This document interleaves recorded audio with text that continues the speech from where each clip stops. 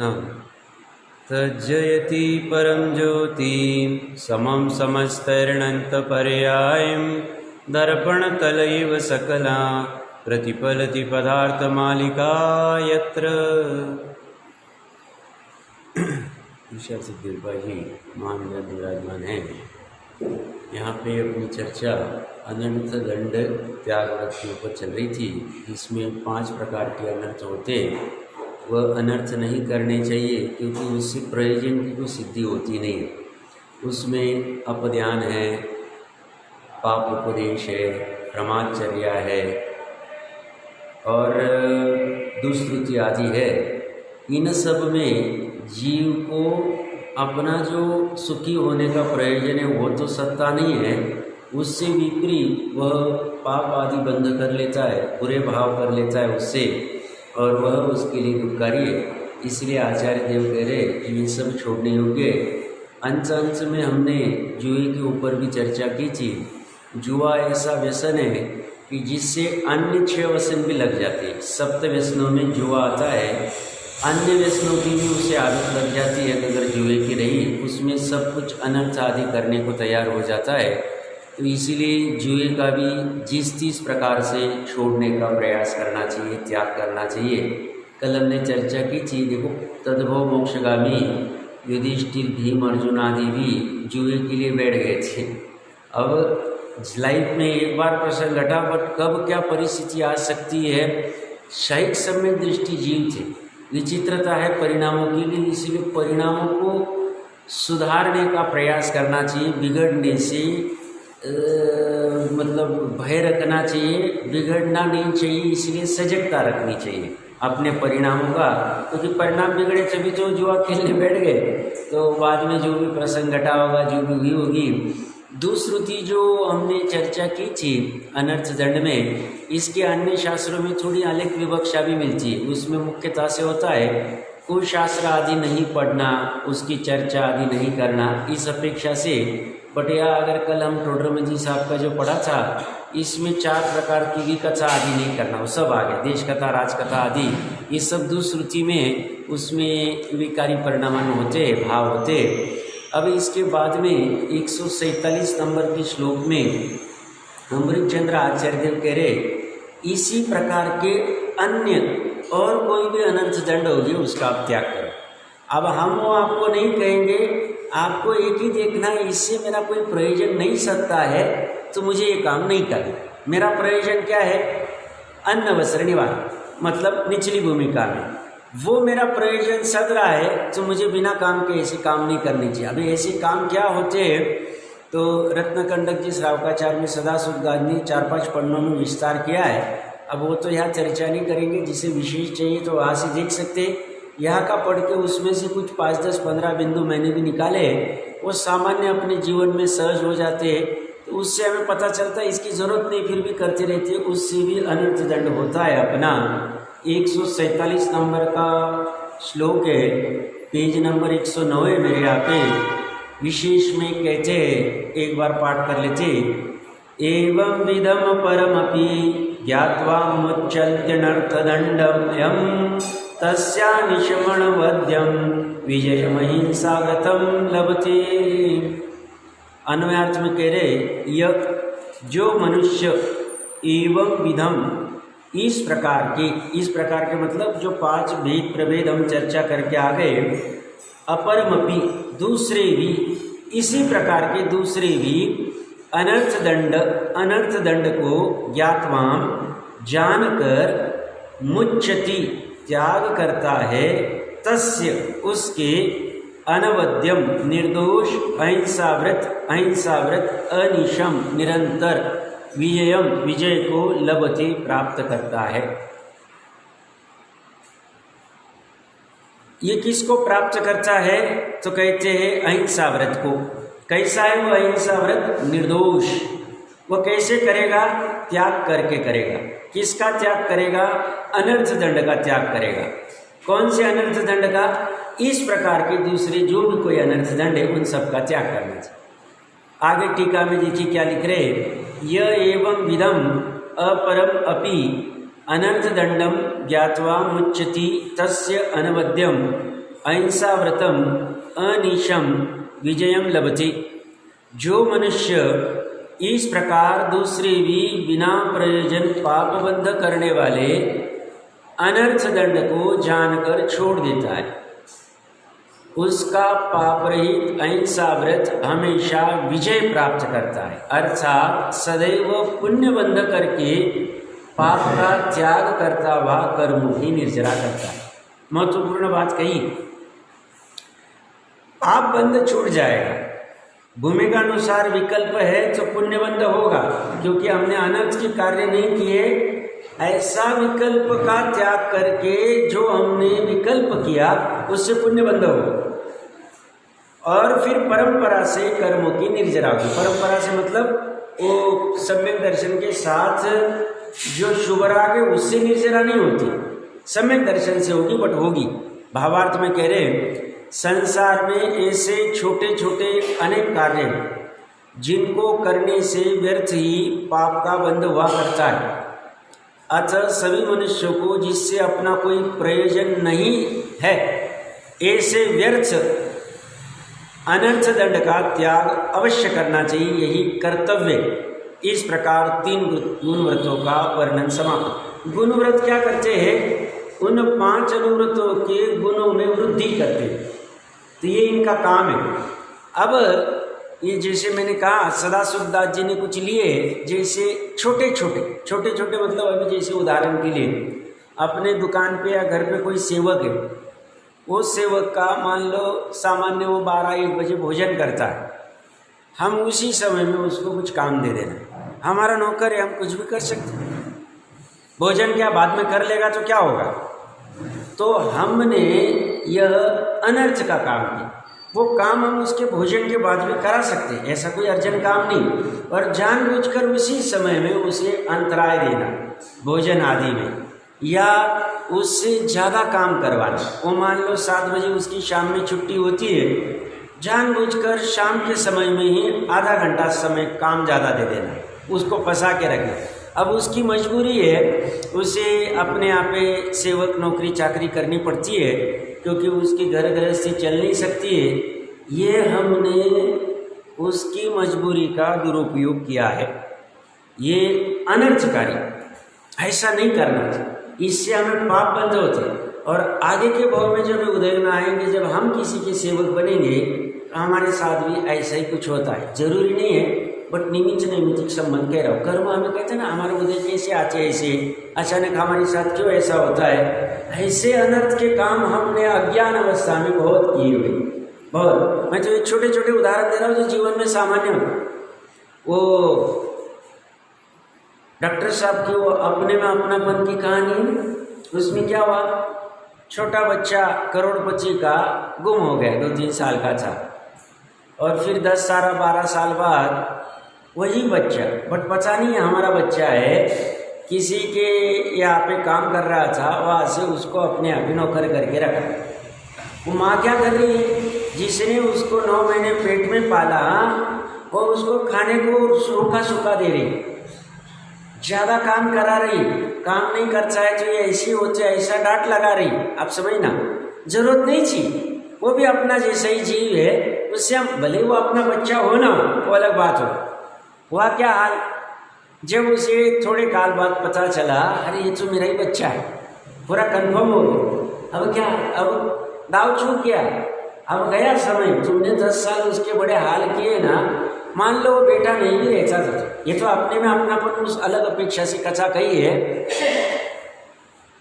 अपना ही कोई नहीं भी रहे, बट हमने एक जीव की अपेक्षा से अच्छा काम नहीं किया। बहुत सी जीव के मतलब सेवक को भोजन देंगे तो रुका सुखा देंगे, जो चलित हो गया है, खाने योग्य नहीं है, ऐसा आहार देना, ये भी अनर्थ दंड में आए। अनर्थ दंड, कोई जरूरत नहीं, तुम ज़्यादा ऐसे बाहर डाल दो ना, उसको देने की जरूरत, अच्छा खाना भोजन दो ना उसको, क्या प्रॉब्लम है? तुम नहीं देना है तो मत दो, बट खराब वाला भोजन उसको देना, ऐसी छोटी छोटी चीज़ें हो जाती है। सेवक या उसके बच्चे, उनको जुदा जुदा रखना, वो बच्चे को मतलब अलग अलग कर देना। सेवक का ही जरूरी नहीं है, अन्य का भी कर सकते हैं। ज़्यादा ब्याज काट के पैसा देना, ब्याज ज़्यादा ले लेना, उसकी कमजोरी का फ़ायदा लेना, उसके अज्ञान का फ़ायदा लेना। उसको ज्ञान नहीं है, वो तो बेचारा जितना दिया उतना ले लेता है। या अभी कभी बहुत मजबूरीवश 2 दिन काम को नहीं आ पाया, उसका भी पैसा काट लेना। अपना उससे कोई होने वाला नहीं। अपना बच्चा बाहर जाता है तो 10,000 रुपये के जूते खरीद के आता है और ये 2 दिन की इसकी 200 रुपये की कमाई काट दिया। ये बड़ी खतरनाक है। ये कहते तुम्हारी दुष्टता, तुम उसके कर्म के उदय, तुम्हारा पुण्य का उदय है, उसके बेचारे का पाप का उदय, तुम उसकी मजबूरी का फायदा ले रहे हो, या अनर्थकारी कार्य कर रहे हो। तुम्हें करने की जरूरत नहीं थी, पर तुमने किया, उसका फल मिले। तो ज्ञानी जी कहते हैं इसको छोड़ना चाहिए, इसको छोड़ना चाहिए, ऐसी सब प्रवृत्तियों को छोड़ना चाहिए। कोई अपना मित्र है, परिचित है, उसको जानबूझकर गलत मार्गदर्शन करना जिससे उसको घाटा हो जाए, उल्टा मार्गदर्शन कर देना। तिर्यंच आदि कुछ होए तो पीड़ा दे देना, पीड़ा करना।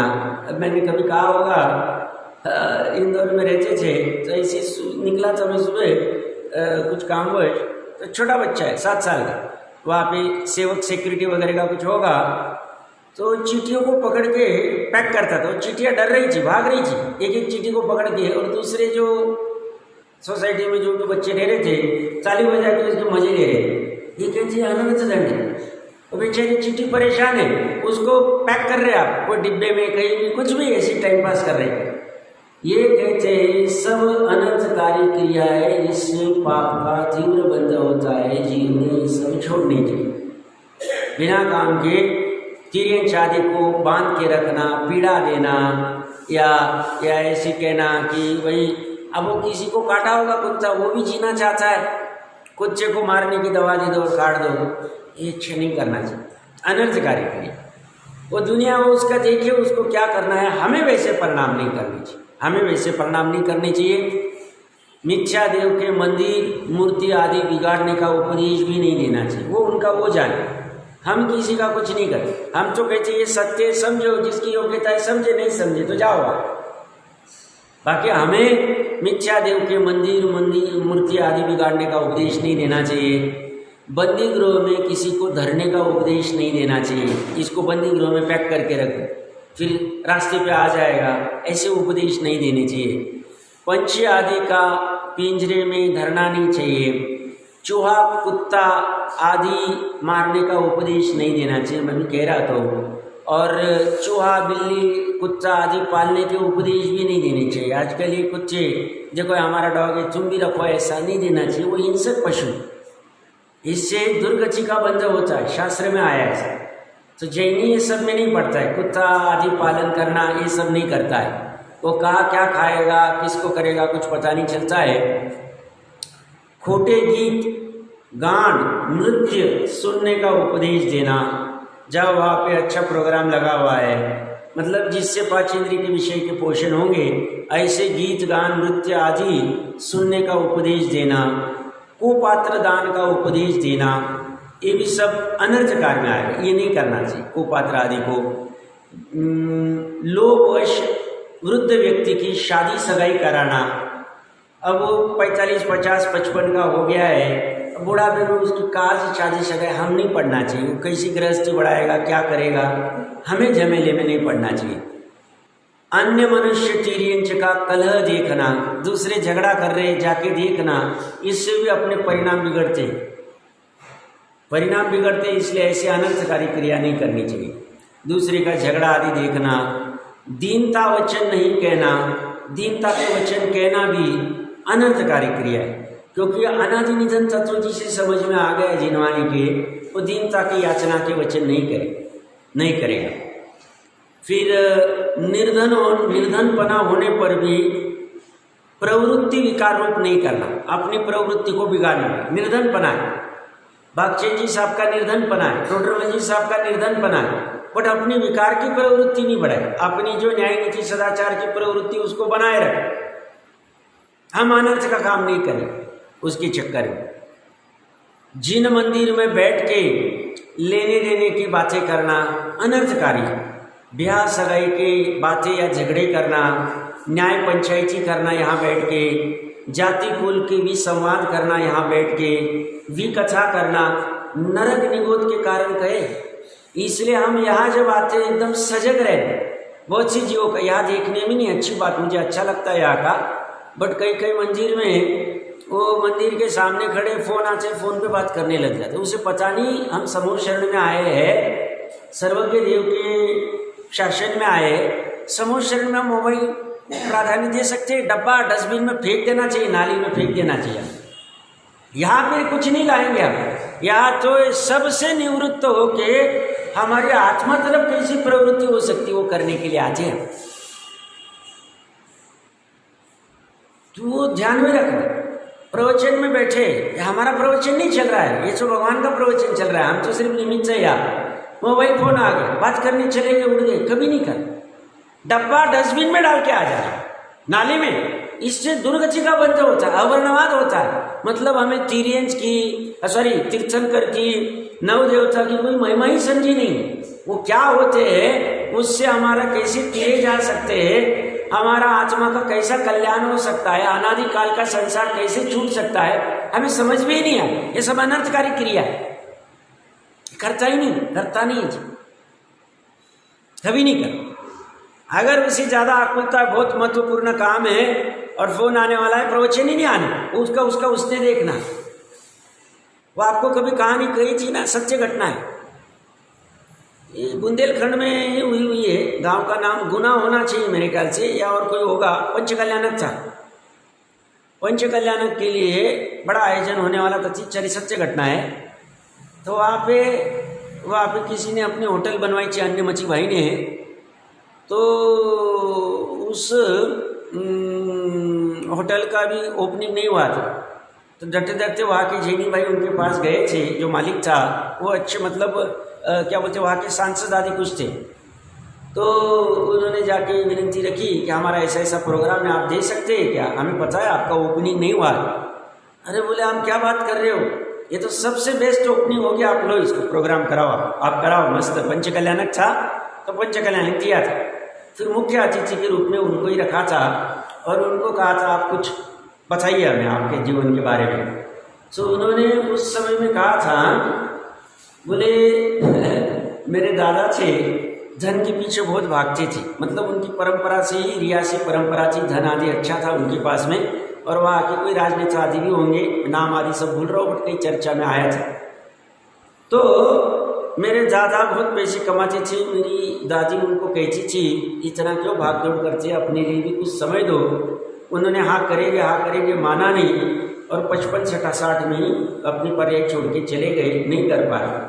मेरे दादी ने अपना धैर्य छोड़ा नहीं, मेरे पिता को भी कहती थी, उन्होंने भी माना नहीं, और वो भी ऐसे छोड़ के चले गए। 55, 60, 65 जितने भी गए होंगे।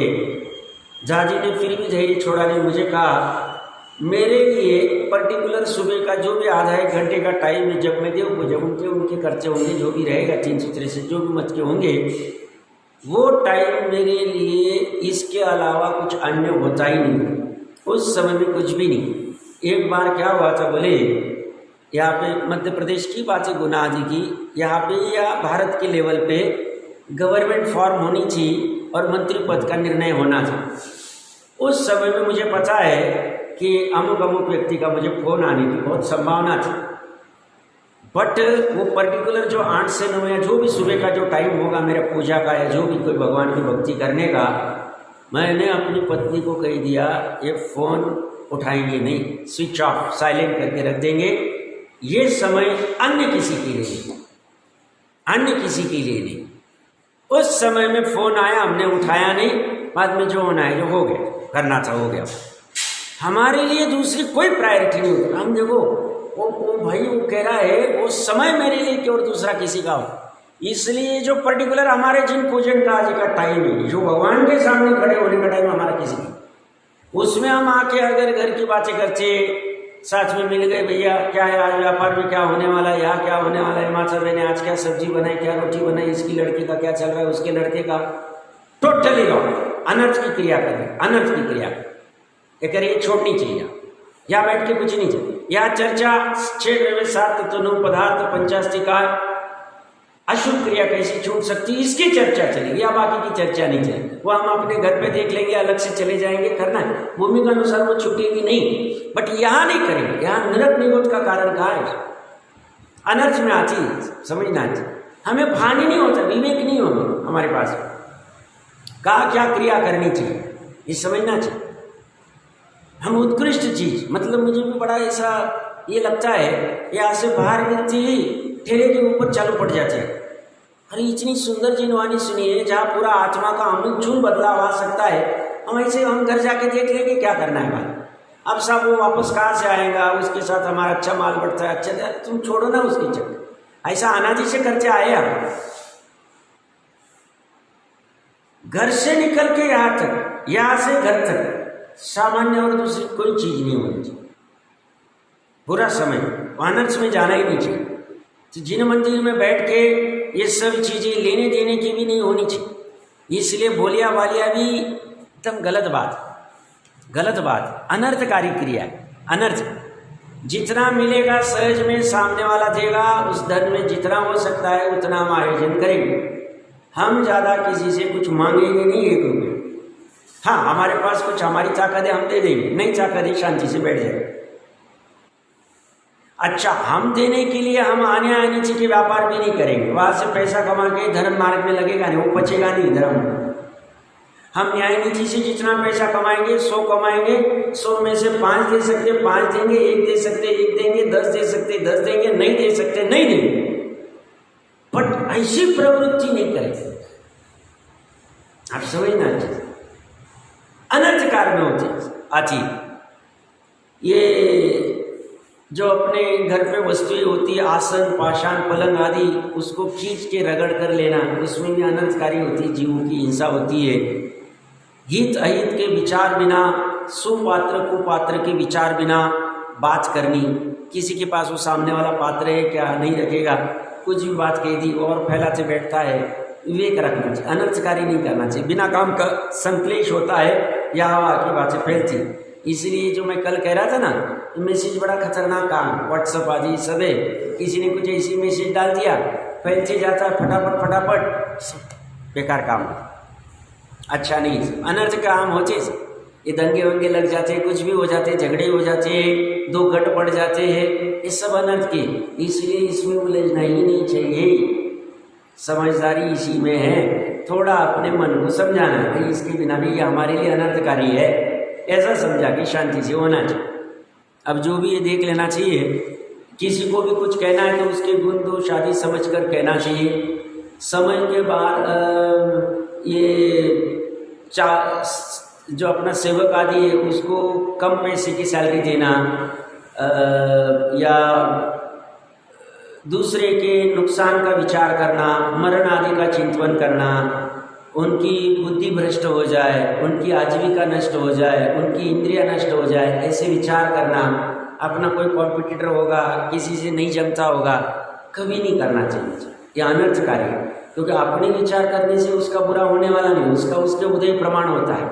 बट ऐसा विचार करके हम अपना बंद कर लेते, पता ही नहीं चलता है, होता है। हमारे संकलेश विचित्र होते हैं।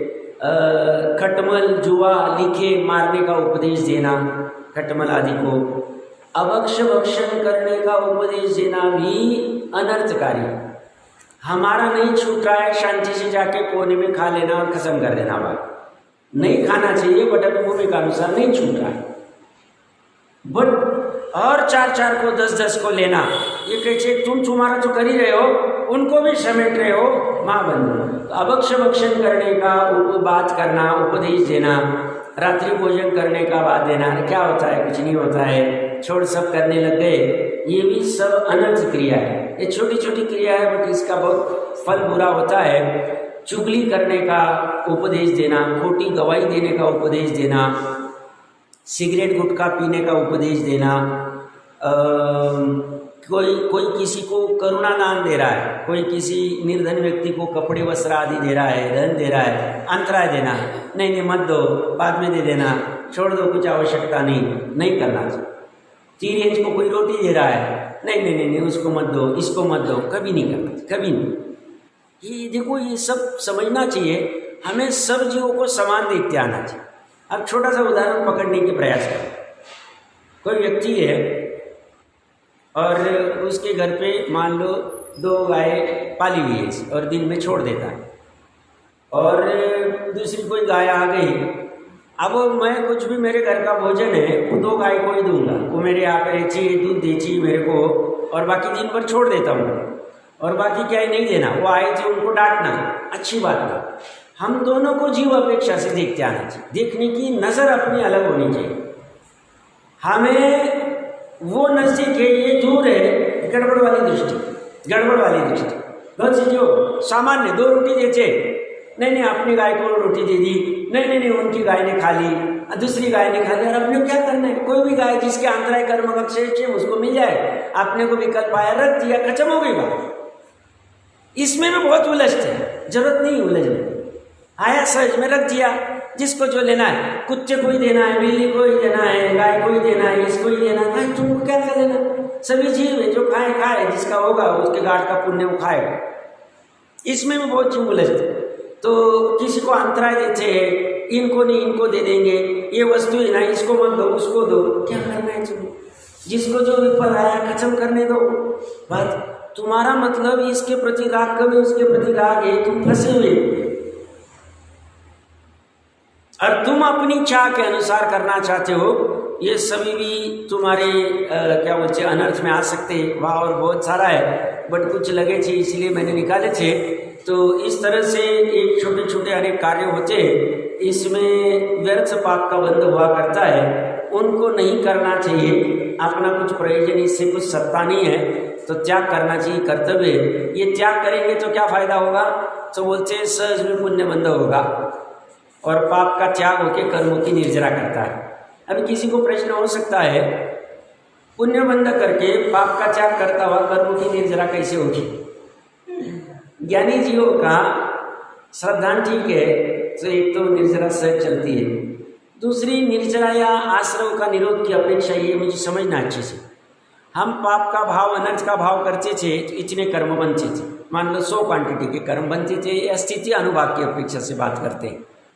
हमने वो अनर्थ का काम न करके हमने या तो छोड़ दिया या तो घटा दिया उसका परिणाम, तो उससे कर्मों का आश्रव घटा मानो, उतने प्रमाण में विशुद्धि हुई मानो, वही कर्मों के आश्रव का निरोध कहो। भले अज्ञानी जीव, अपेक्षा है, सूक्ष्म में जाएंगे तो कोई विरोध नहीं करेगा, अन्य कथन भी मिलता है, बट मेरी इस अपेक्षा को आप समझने का प्रयास करना। कुछ प्रश्न होगा तो बाद में पूछ लेना। अब इसके बाद में 4 शिक्षा व्रतों की चर्चा चलेगी। यहाँ तक किसी कोई प्रश्न? सारांश कर लेते हैं। अमृत चंद्रदेव अब तक क्या कह रहे हैं? पहले उन्होंने शुरू में एक तो जिनवानी साधवाद वाली उसको नमस्कार किया, फिर निश्चय व्यवहार का समन्वय करा के दिखाया कैसा महत्वपूर्ण है, निश्चय कैसे यथार्थकारी, व्यवहार कैसे मतलब असत्यार्थ है, बट किसी किसी को किसी काल में कैसे आवश्यक है, दोनों का कैसे बैलेंस करना, यहाँ तक चर्चा हुई। फिर जीव आदि को कर्म बंधन कैसे होते हैं, ये जीव का स्वरूप क्या है, सच आदि, वो सब बताया। उसके बाद में सम्यक दर्शन क्या होता है, मतलब जीव का हित क्या है, सम्यक दर्शन ज्ञान चारित्र। फिर सम्यक दर्शन क्या है और उसके निशंकित आदि कैसे अंग है, इसकी पूरी विस्तार से चर्चा हुई। उसके बाद में सम्यक ज्ञान क्या है, उसके क्या 8 अंग होते हैं, वो चर्चा हुई। उसके बाद सम्यक चारित्र क्या है, सम्यक चारित्र में सकल सम्यक चारित्र क्या है, एकदेश क्या है। सकल की ताकत नहीं होगी तो एकदेश तो करना चाहिए। फिर एकदेश में 5 अनुव्रतों की चर्चा हुई, फिर रात्रि भोजन त्याग की चर्चा हुई, फिर उसके बाद में 3 गुण व्रतों की चर्चा हुई, दिग्व्रत, देशव्रत या देशावकाशिक भी कह सकते हैं, और अनर्थ दंड। ये सब जीव मन वचन काय से करता है, ये है विकल्पात्मक, इससे शुभ बंध होता है, ये व्यवहार धर्म है, इससे हमारा मोक्ष मार्ग प्रारंभ नहीं होगा नक्की, परंतु किंतु तीव्र कषाय से मंद कषाय में आने के लिए कार्यकारी। इसलिए मैंने 287 पेज होना चाहिए पढ़ के बताया था, 2-4 बार पढ़ के बताया। मोक्ष मार्ग प्रकाशक का उपदेश 2 प्रकार का, व्यवहार पूर्वक निश्चय का या मात्र व्यवहार। मात्र निश्चय का कहीं उपदेश नहीं, कहीं भी नहीं। मात्र व्यवहार का उपदेश किसको है? जिसे निश्चय समझ में नहीं आता। व्यवहार पूर्वक निश्चय का उपदेश किसे है? जिसे निश्चय समझ में आ रहा है। काम निश्चय से होगा नक्की, दिमाग में ही रखा, इससे काम होगा नहीं, बट ये करना पड़ेगा। कब तक? जब तक निश्चय ग्रहण नहीं होता। सहचारी चलेगा, ये 6वें गुण स्थान तक चलता है, 7वें गुण स्थान के सातिशय अप्रमत्त अवस्था तक चलता है शपथ श्रेणी वाला, 12वें 10वें गुण स्थान तक चलता है बुद्धिपूर्वक, 12वें गुण स्थान में नहीं, और 13वें में तो कोई कहने की बात नहीं। तो ये चलेगा। तो प्रकरण कहाँ से चल रहा था? तो एकांत नहीं करना, व्यवहार कहाँ है? हम ऐसा करें, हम ये प्रवृत्ति नहीं करेंगे। प्रवृत्ति है पुद्गल की, बाहर से काया की, वचन की, हमें भी पता है, बट निमित्त नैमित्तिक संबंध है जीव के परिणामों का और बाहर की प्रवृत्ति का। ये काम करेंगे तो हमारे अनर्थ दंड होंगे, हिंसा होगी, चोरी होगी, झूठ होगी, परिग्रह होगी, आदि, उससे हमें तीव्र हिंसा आदि का बंध होगा, क्योंकि सभी पाप हिंसा ही है और उस हिंसा का फल दुख है। इसलिए हम ये काम नहीं करेंगे, ये काम करेंगे। अभी पूरा छूटा नहीं हमारा, तो ये करने में ज़्यादा हिंसा थी, ये करने में कम है, ये करने में ज़्यादा चोरी थी या ज़्यादा विकार था, हमने ये छोड़ दिया, ऑप्शन छोड़ दिया हमारा, ये हमने अपने कल्याण के लिए किया। तो वो करके हमारी जो विशुद्धि हुई उसे शुभ भाव कहेंगे, वहाँ कर्म बंधन है, और फिर बाद में तत्व को ग्रहण करके तत्व प्राप्त कर लेंगे। तो 3 गुण व्रतों की चर्चा होने के बाद में 4 शिक्षा व्रत की भी चर्चा चलेगी। ये शिक्षा व्रत क्या काम करते हैं? ये मुनिपने की शिक्षा देते हैं। जो मुनिपना पालना है वो मुनिपना पालने के लिए जो सामयिक कैसे करने, क्योंकि मुनि भी 4 संधि काल में सामयिक करते, वैसे तो उनका सामयिक चारित्र पूरे जीवन भर होता है, बट वो चारित्र कथनचित भिन्न है सामयिक करने से। सामयिक है 28 गुण वाला सामयिक अलग है, सामयिक चारित्र अलग है, तो वो तैयारी होती है। प्रोषद में मुनि जैसा 24 घंटे, 36 घंटे, 48 घंटे कैसे रह सकते हैं, तैयारी करता है। भोग उपभोग में मर्यादा करके मुनि बनने की शिक्षा मिलती है कि अपने को कुछ समय ऐसा आएगा कुछ मिलेगा ही नहीं, ऐसे समय में बिना भोग उपभोग के कैसे रह सकते हैं, वो उसको तैयारी मिलती है, इसलिए शिक्षा होती है। और अतिथि संविभाग में यहाँ पे दातार अपेक्षा से शिक्षा मिलती है, वहाँ पे गुरु बनने के बाद कैसी अवस्था होगी उससे वो भाव भाषण होता है। जब पात्र के 7 गुण प्रकट होते हैं तो उसमें वो निर्णय होता है। तो इसमें क्या क्या होता है उसकी चर्चा विस्तार से करेंगे। देखिए, पहला सामयिक शिक्षा व्रत, इसमें एक बार 148 नंबर के श्लोक का पाठ कर लेते। राग द्वेष त्यागानि खिल द्रव्येषु साम्यम वलंब्यम तत्वोपलब्धि मूलम बहुशं सामयिकम कार्यम। क्या कह रहे अनुवाद में? राग द्वेष त्यागात, राग द्वेष त्याग से निखिल द्रव्येषु सभी इष्ट अनिष्ट पदार्थों में साम्यम, साम्य भाव को अवलंब्यम अंगीकार करके तत्वोपलब्धि मूलम आत्म तत्व की प्राप्ति का मूल कारण ऐसा सामायिकम, सामायिक बहुशः बहुत बार कार्यम करना चाहिए। क्या करना चाहिए? सामयिक करनी चाहिए। कब कब करनी चाहिए? बहुत बार करनी चाहिए। और क्यों करनी चाहिए? क्योंकि आत्म तत्व की प्राप्ति का मूल कारण है। आत्म तत्व क्यों प्राप्त करना? आत्म तत्व प्राप्त होने के बाद में दुख की अवस्था का अभाव हो जाएगा। आत्म तत्व प्राप्त होने के बाद में अनाकुल सच्चे सुख की प्राप्ति हो जाएगी, इसीलिए हम सामयिक करेंगे। अभी अनंत और सिद्धों को सामयिक करने की आवश्यकता नहीं।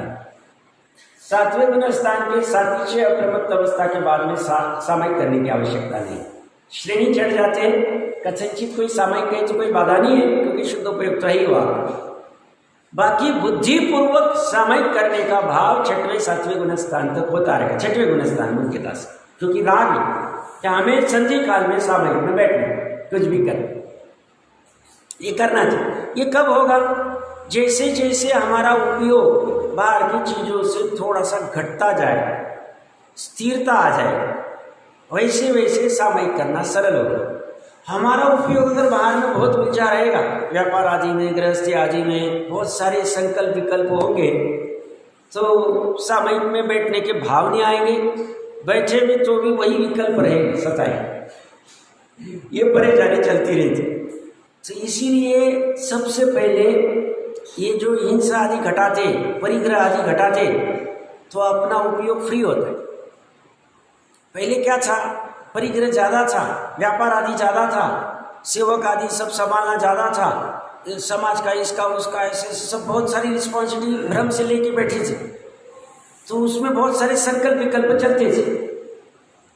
धर्म के नाम पे कहो या लौकिक के पाप के नाम पे कहो, चलते ही रहते। जैसे ये परिग्रह आदि कम हुआ, जब 5 अनुव्रत पढ़ के आए, अभी कोई कहेगा साहब फिर इसके लिए तो अनुव्रत लेना पड़ेगा। जरूरी है, जरूरी है। अनुव्रत तो प्रतिज्ञा पूर्वक पूरे जीवन भर के लिए लेता है, पर अपना जैसा जीव मान लो अनुव्रत अभी लेने की जल्दबाजी भी नहीं है, पूरा अच्छे से स्वरूप पढ़ेंगे, जरूरी नहीं, विद्वान ने कहा उतना ही है। हम और 2500 ग्रंथ देखेंगे श्रावकाचार्य, इसमें क्या स्वरूप है, उसमें क्या है, सूक्ष्मता में क्या स्वरूप है, अच्छे से समझा और फिर लगा ये पल सकता है तो हम ग्रहण करेंगे, नहीं लगता है शांति से बैठ जाए। तो प्रतिज्ञा पूर्वक नहीं हुआ तो साहब नहीं हो सकता है, हो सकता है, हमारा प्रतिज्ञा नहीं, फिर भी हमने हमारा परिग्रह घटा लिया। हमारी प्रतिज्ञा नहीं, फिर भी हमने झूठ की कमी कर दी। पहले ज़्यादा झूठ बोलते थे, अभी कम बोलने लगे। पहले चोरी आदि का व्यापार ज़्यादा करते थे, अभी कम कर दिया, घटा दिया। थोड़ा टाइम आएगा पूरा छोड़ देंगे। जैसे जैसे हमारी स्थिरता बढ़ती जाएगी, ऊपर ऊपर उठती जाएगी। हम पहले हिंसा अनावश्यक कर लेते थे, आरंभ बहुत सारा कर लेते थे, पता ही नहीं चलता था हमें। अभी हमें थोड़ा सा विवेक आ गया तो हम कम कर दिए। ऐसा जैसे जैसे बढ़ता जाएगा, मतलब अहिंसा आदि बढ़ती जाएगी, हिंसा आदि परिग्रह आदि घटता जाएगा, स्थिरता होती जाएगी, सामयिक सहज हो जाएगी। और सामयिक हो जाएगी सहज में, उस श्रद्धा ज्ञान चरित्र की पर्याय में आत्म तत्व की प्राप्ति हो जाएगी।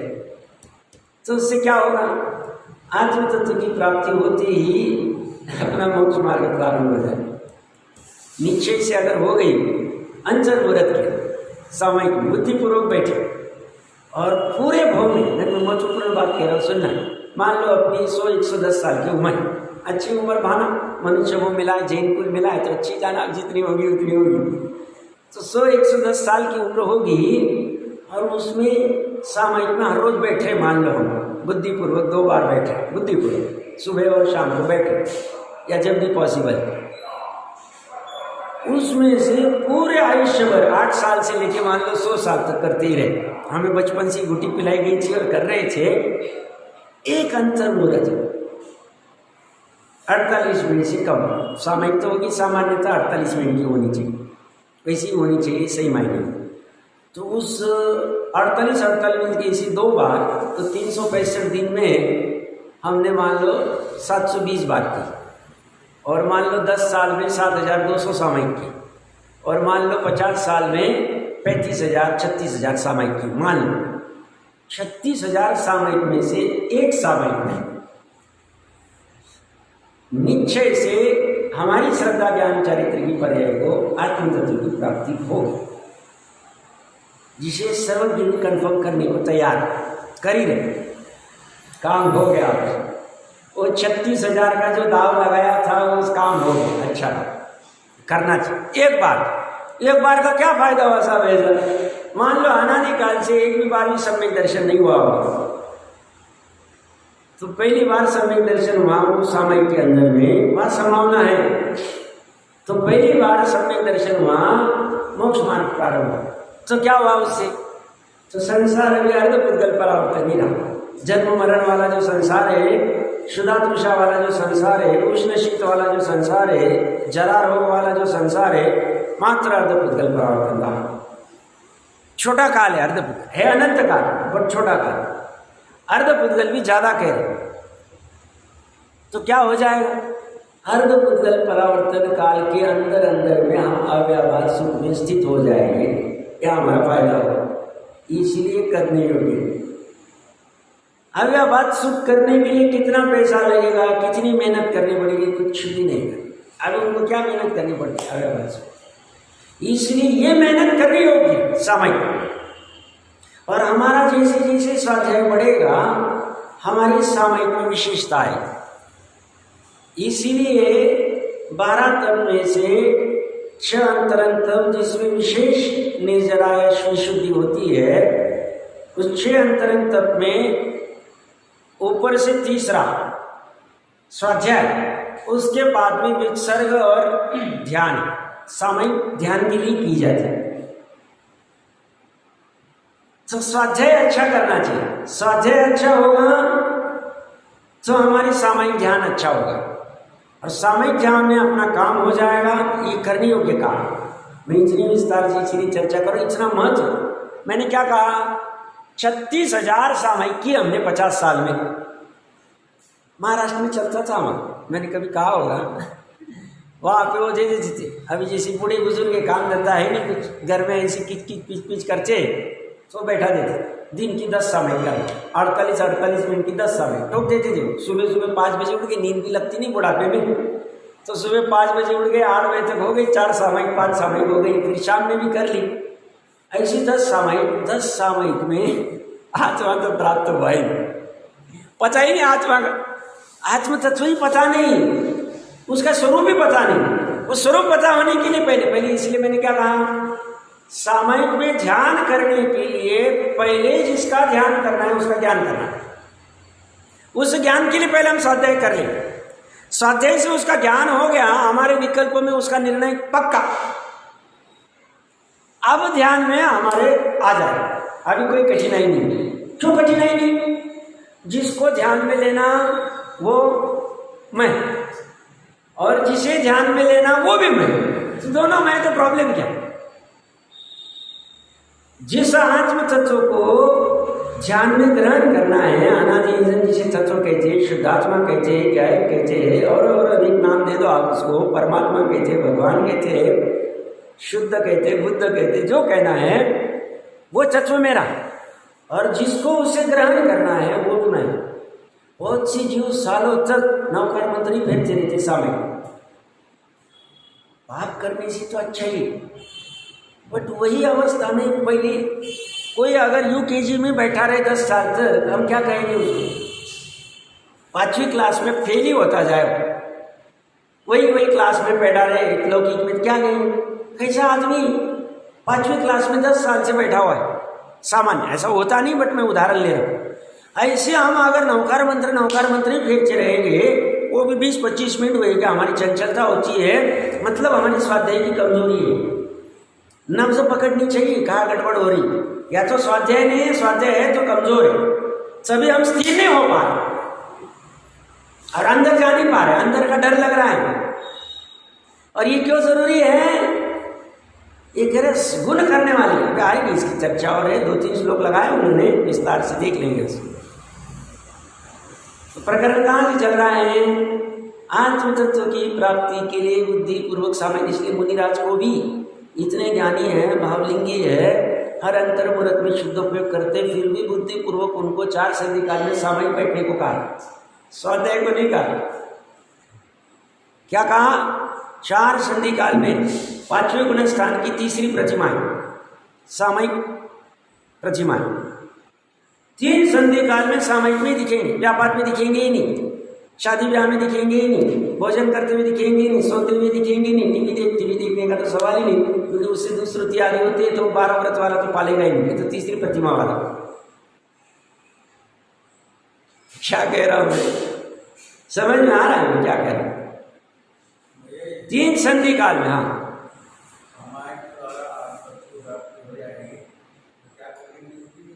फिर त्याग करने की ना नहीं, सामायिक में आत्मा की प्राप्ति हुई अंतर्मुहूर्त काल के लिए, उसके बाद में वो उपयोग बार बार अंदर जाता नहीं, अनादि के संस्कार बार बार बाहर आता। अब जब उपयोग बाहर आएगा तो अपने पास 2 ही ऑप्शन है, अशुभ उपयोग और शुभ उपयोग। शुद्ध उपयोग तो हो नहीं रहा सामायिक में, अभी बैठ नहीं पा रहे, तो जब अशुभ और शुभ उपयोग होता है तो उसमें से अशुभ उपयोग करेंगे तो ज़्यादा बंध होंगे, दुख होगा, संसार में घूमेंगे ज़्यादा।